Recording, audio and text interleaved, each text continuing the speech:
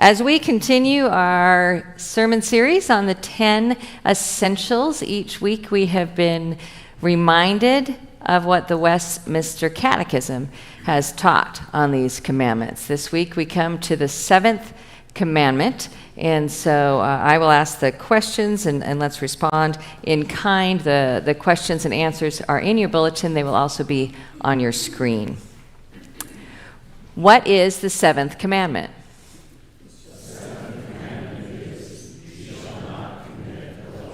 What does the 7th commandment require?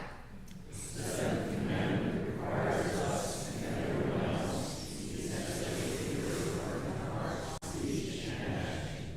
What does the 7th commandment forbid?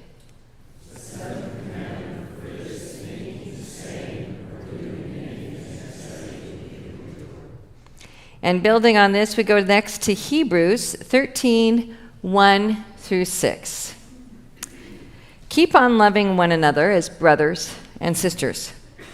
Do not forget to show hospitality to strangers, for by doing so, some people have shown hospitality to angels without knowing it. Continue to remember those in prison as if you were together with them in prison, and those who are mistreated as if you yourselves are suffering. Marriage should be honored by all, and the marriage bed kept pure, for God will judge the adulterer and all the sexually immoral. Keep your lives free from the love of money, and be content with what you have, because God has said, "Never will I leave you, never will I forsake you." So say with confidence, "The Lord is my helper. I will not be afraid. What can mere mortals do to me?" This is the word of the Lord. Thanks be to God. Let's pray. Lord Jesus, I pray that the words of my mouth and the reflections of our hearts would be acceptable in your sight, our rock and our Redeemer. Amen. So as we continue in our worship series, our sermon series on the 10 essentials, last week we started on what is traditionally called the second tablet of the law. It's the 5 commands that guide and govern our interactions with other human persons. The first 5 commandments are all engaged with the worship of God and the living out of that worship, that honor of God in our family relationship with parents, mothers, and fathers. And then last week we looked at the command not to kill, because every commandment from 6 through 10 is focused towards the protection of, the flourishing of, the guiding of, the blessing of life in human community. So we get that overarching command, don't kill, and the grand positive in that is, protect and promote life. To then come into this week's command, which is no adultery. Don't commit adultery. Now, the Bible and the Old Testament in particular has never been repressed or embarrassed by sexual desires, especially in the Old Testament. There's quite graphic and beautiful both poetry and comments about the joy of sexual intercourse and sexual desire between husband and wife. This commandment is focused on the keeping of that sexual desire, that sexual expression, that sexual interaction within the covenant of marriage. That's the focus of this commandment. That the covenant of marriage, covenant faithfulness, is the context for the gift of sex that God has given. There's a profound wonder and humility around the power and the delight of sexual union. And the command reflects a few things that are really unique for the Jews in and among those in the ancient Near East, that were unique for Jewish Christians in and among their pagan surroundings in the first century, in both the ancient Near East when this command was given, in the first century when the Christian church adopted and continued the sexual practices of the Jews and their own sexual practices, right up to this day. Those who worship the one God reflected in Jesus Christ are hugely and distinctly out of step with their surrounding culture when it comes to sexual practices and sexual assumptions. Distinctly out of step. And so let's dig into that just a little bit and see where this takes us.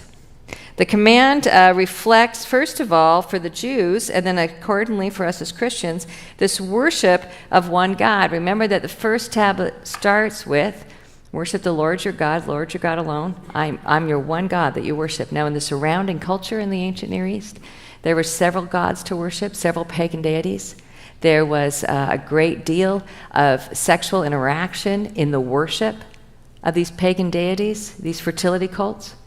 The Lord has commanded the Jews to worship Him and Him alone, God alone, without idolatry and without sexual practice in their worship or in the temple. There's no gaining the delight of the gods who will make them fruitful through sexual practice. Sexual practice is a gift given to humanity, one for the other, to live out in partnership with God, the stewardship that God has entrusted humanity, to be fruitful, and to multiply on the earth.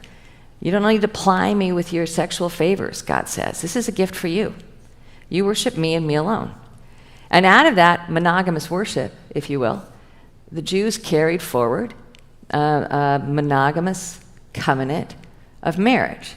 Now, there's a whole nother conversation to be had about polygamy. We're not going to get into that today, right? But this is where one of the key ways of bearing God's name in the world for the Jews was to have these covenant relationships of marriage. And these covenant relationships of marriage reflected God's covenant relationship with Israel. I'm your one God. Be faithful to me in covenant as I am faithful to you. And so for the Jews, covenant marriage reflected that faithfulness. In fact, over and over again in the prophets, you're familiar with this.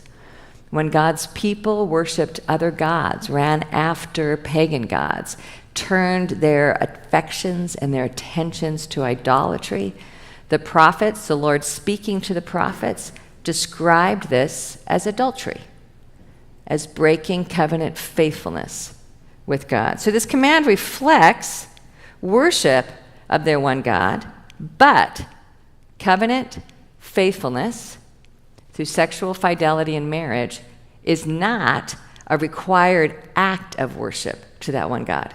It's a gift. It's a gift in the context of marriage. Secondly, sex in the context of marriage in the scriptures, both old and new, in this way it functions as a sort of covenant renewal between husband and wife. It's almost sacramental. It's a way of living out with bodies the commitment that has been made with heart and mind. I am naked and unashamed with you, a husband or a wife says to the other. I belong to you and you alone. There is a chance over a lifetime, however long that lifetime is that they share together, to consistently practice a sense of covenant renewal in the sexual union. And so it's about communion. Sexual practice in marriage is given as an act of practicing and growing into communion as husband and wife. It's a communion with the potential to participate in the creation of life.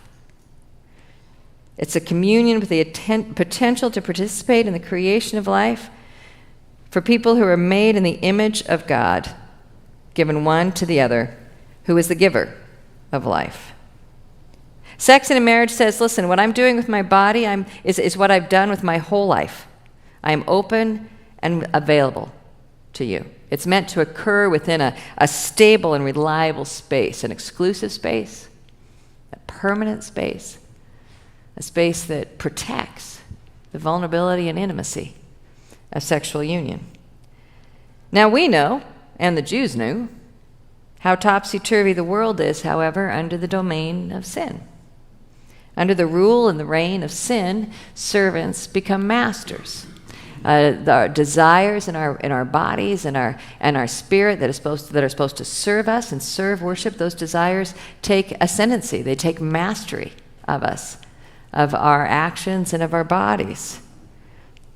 And when those servants, those desires which should be servants, become masters, those masters enslave. And so sexual desire and expression exerts dominance over the communion, so that marriage, then as now, can become the servant of sexual expression, rather than sexual interaction becoming the servant of marriage.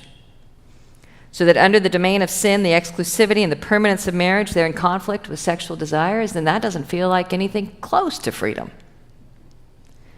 The exclusivity and the permanence of marriage are a hindrance to a sinful desire that seeks free reign and free rule. They can feel too binding. And the cost of this tension can be communion. The cost can be intimacy, as God intended. The seventh commandment, not to commit adultery, not to take the satisfaction of sexual desires outside of the covenant commitment of marriage, is in order to guard what is essential to this communion, which is fidelity. Flourishing requires fidelity. When I was a kid, I wore a back brace.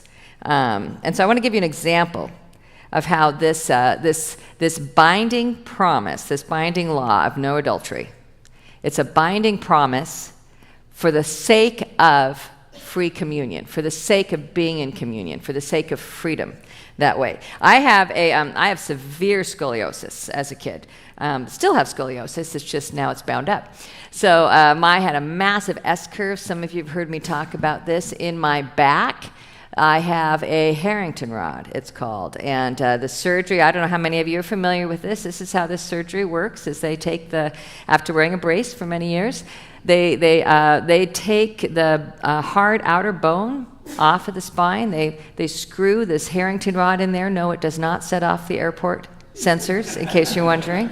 It's I don't know what it's made of, but it's in there deep enough that I'm okay. And then the rod isn't what restores the spine.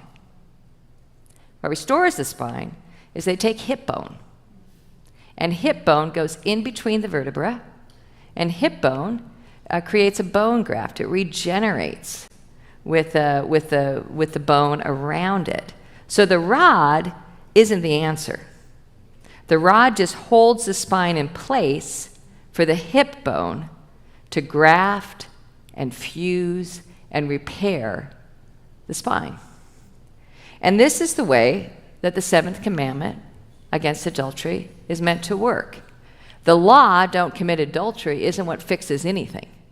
What it's meant to do, this binding promise of covenant around sexual desire and sexual need, this binding promise of covenant around that is essential as we work towards communion, as two people over a lifetime become fully grafted. That sex in a marriage is intended within this binding covenant that holds it in place within just two people over a lifetime to contribute to communion. Henry Nouwen has written that the desire for communion is a God-given desire. It's a desire that causes immense pain as well as immense joy. And that Jesus came to proclaim that our desire for communion is not in vain, but it will be fulfilled by the one who gave us that desire. The passing moments of communion are only hints of the communion that God has promised us. Now, here's what happens, though, as we know, because of the dominance of sin with sexual desire. The surrounding culture then, as now, in the Greco-Roman culture, as it is now, was a sexually infused culture. Sexual desire, sexual expression did not remain within the bounds of marriage. It was every place around in the wider culture. In the ancient Near East, when this law was given, as I already mentioned, the worship of fertility gods, the cult of fertility, and there was a transactional worship for the sake of favor, for the sake of fertility. So the opposite of covenant, the opposite of communion, is transaction and consumption. The opposite of covenant relationship with the gods is a transactional relationship. We will enact our sexual practices in worship as a sign of enacting the fertility we need from you as a God. And hopefully we satisfy you, hopefully we give you pleasure, and you give us fertility. That's how it works in fertility rites. In the first century as well, temple prostitution. There's some way that the sexual enactment in worship becomes an enacting of the transaction that is expected from the gods. It's not a covenant, it's a transaction. And because that's the way that worship is shaped, so also that's what happens with sexual expression and sexual practice in the surrounding culture. It's transactional, it's consumption, it's something to consume.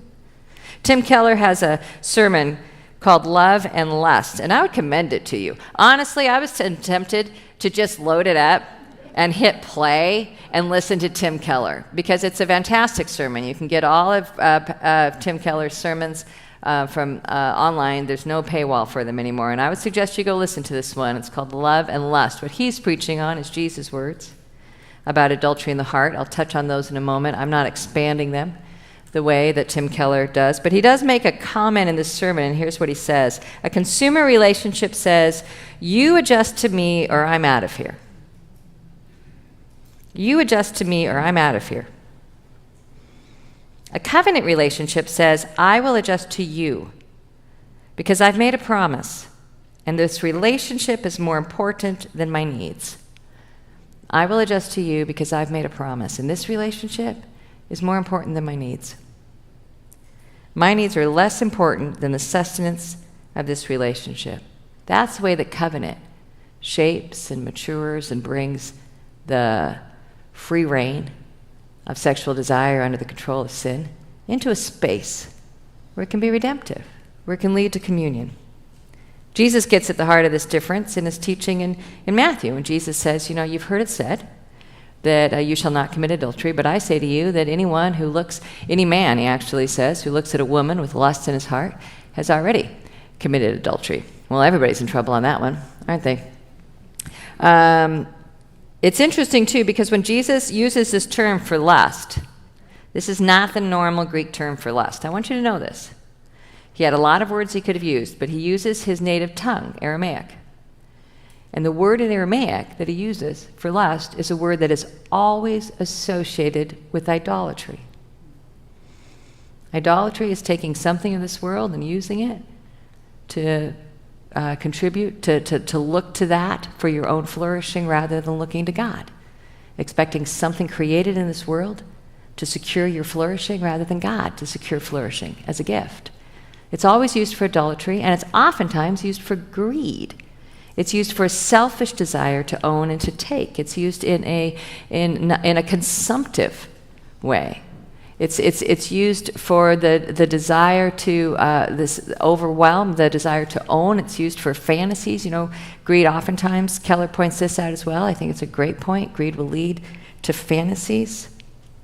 What Jesus is saying isn't that, if a woman catches your eye, a man catches your eye, and you feel a flourishing, a rising of sexual desire in that direction, that's not the immediate sin that Jesus is going after. That's a natural response to a stimulation with the eyes.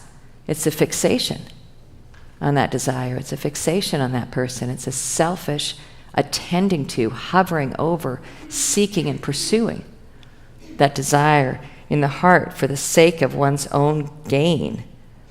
It's something that easily leads to addiction. It's easily addictive. It easily leads to fantasies, just like greed does. See, sexual desire is intended to serve communion and flourishing, to move us toward that covenant relationship. And it's powerful and it's potentially all-consuming. It's capable of intense communion, as you know, with the capacity to create life. It's not a servant of the gods. It's meant to be a servant to men and women created in the image of God. And it's a potent source of both pleasure and life. But as such, it's bounded. Because anything that God gives with a great amount of power that goes unbounded and under the control of sinful desire leads to a great deal of selfish gain and harm. It's a desire and a drive that needs exclusivity and permanence and intimacy. Now, I think we see this in our own culture. We don't formally witness a whole bunch of gods, right? We don't worship a whole bunch of gods. We don't name all sorts of gods out there that we worship in the way that they did in the ancient Near East or Greco-Roman times in very formal ways. We do, however, seek flourishing. And we do, as a whole culture, give the message that you cannot flourish, you cannot be whole, you cannot be a complete human being, you will never be happy until you are entirely sexually satisfied. And so life becomes a transaction to receive and to give that satisfaction. We want flourishing. We're created to want flourishing. We want communion. We're created to want communion. And we want to be able to express that communion and that flourishing through sexual connection. That's the way. That's a gift of God that's been created. But taking the sexual activity out of a covenant relationship where it can be in the binding promise that has an opportunity to actually lead to the communion for which it's intended, rather than being overtaken with selfish desire. Taking it out of that covenant relationship hinders wholeness. Instead, we see that sex, sexual identity, they're all consuming. We see people who are far less whole. I've shown you this picture before. This is Tracy Emin. You remember this? I used this same slide last year. We'll see if you're paying attention. When we were talking about Rich Velodis' chapters on sexual purity, holiness, in his book, The Deeply Formed Life, that we were studying last summer. But this art piece there's an artist called Tracy Emin. She's a British artist. And this was an installation. The bed was an installation in the UK. And it's simply called My Bed. And it's a mess. There's evidence of a great deal of sexual activity. There's evidence of a great deal of other activity. There are no boundaries with this bed. It's a taking of the bed and putting it on display. There's no boundaries around the bed. I think it's a very good image of who and what every culture has done, and our culture also does, around sexual desire and expression. The bed is wide open. We have wide open beds. Then I also give you the picture of McDonald's there, not to advertise for McDonald's, but the other thing that strikes me is that when it comes to eating, especially in the States, we are a fast food culture. We eat alone, we eat quickly, and in both of these cases, both the table and the bed are oriented for consumption. Both the table and the bed are about consumption. They're about meeting our own desires. They're oftentimes about doing it fairly quickly. There are no boundaries on sexual desire or expression, and greater freedom of sexual expression and experience, it seems to me, has not corresponded with greater flourishing and intimacy in our culture. I would argue that we're not seeing an increased number of people who feel deeply known, who feel deeply loved, who are absolutely secure. In place of communion and intimacy, we have individuals and entire culture that are overrun with sex as a commodity for consumption rather than communion. Removing the essential of the seventh commandment cannot result in flourishing, not only for individuals, but especially for community. It is required that sexual desire and expression resume its place as a servant to communion in the image of God, instead of something that we consume to try to get to that communion. Now, the good news of Jesus is that God has done for us what we can't do for ourselves. Jesus, a celibate rabbi, has created a place of belonging in covenant relationship and in family. And there's two ways that this happens. The first is that restoration of the limiting of sexual expression and desire to marriage. But that is not the end. The end and the purpose is for the sake of intimacy in the family of God. I want to show you a picture I took. These are my parents. This was the morning after my father came home from the hospital to start hospice. And I'd gone in to check on how he was doing. And this is what I came across when they were in bed. It's a beautiful picture. That's 63 years of marriage. And that's just the way I found them sleeping. My mom said later, "How did you get that picture?" Like, well, I invaded the privacy of your bedroom is what I did. But it's such a profoundly different picture. Such a profoundly different picture than the Tracy Emin bed. John White, who is a Christian psychiatrist, wrote years ago, the bodily exposures that arouses and accompany sex can be profoundly symbolic and powerfully healing if it's the concrete sign of what's happening in the whole relationship. Mutual disclosure and tender acceptance is not the activity of a moment, but the fabric of a lifetime weaving. Mutual disclosure and tender acceptance. That's not the activity of a moment. It's the fabric of a lifetime weaving together. And so there are things clearly in marriage that are meant to nurture that communion. This hope of communion is not, however, simply for the sake of the married couple.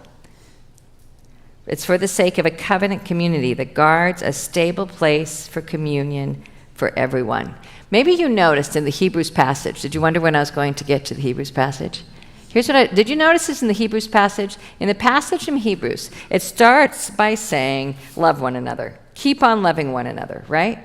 And each thing that lists afterwards is to protect communion, to protect deep and intimate Christian communion from anything that could destroy or disrupt the potential for a stable and mutually loving place for every human person to be in communion one to the other. It talks about receiving strangers and showing hospitality to strangers. There's discussion of visiting those who have been ripped from communion because they have been imprisoned, or visiting those who are mistreated and are suffering and therefore is separated from communion. It's in this context that it says marriage should be honored by all and the marriage bed kept pure. And it's in this context that we're meant to keep our lives free of the love of money, the consumption of the greed of the love of money. And the summary of all of this is so that we can say with confidence, the Lord is my helper. I will not be afraid. What can mere mortals do to me? The summary of all of this is an increased confidence that we have communion with God. The purpose for this commandment of not committing adultery, the purpose of keeping sex inside of marriage is not merely, it doesn't stop with the two people who are in that relationship, who have a potential for growing into the image of God. The purpose of it is a whole community, is a covenant community.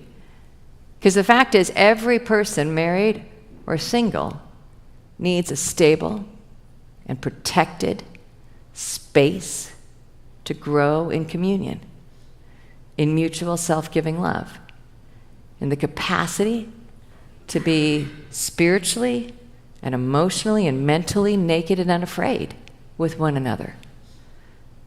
It's that binding that makes it whole. And the fact of the matter is, in any kind of church, one of the reasons you have to honor the marriage bed is that doesn't happen if everyone's on the make, just to be blunt.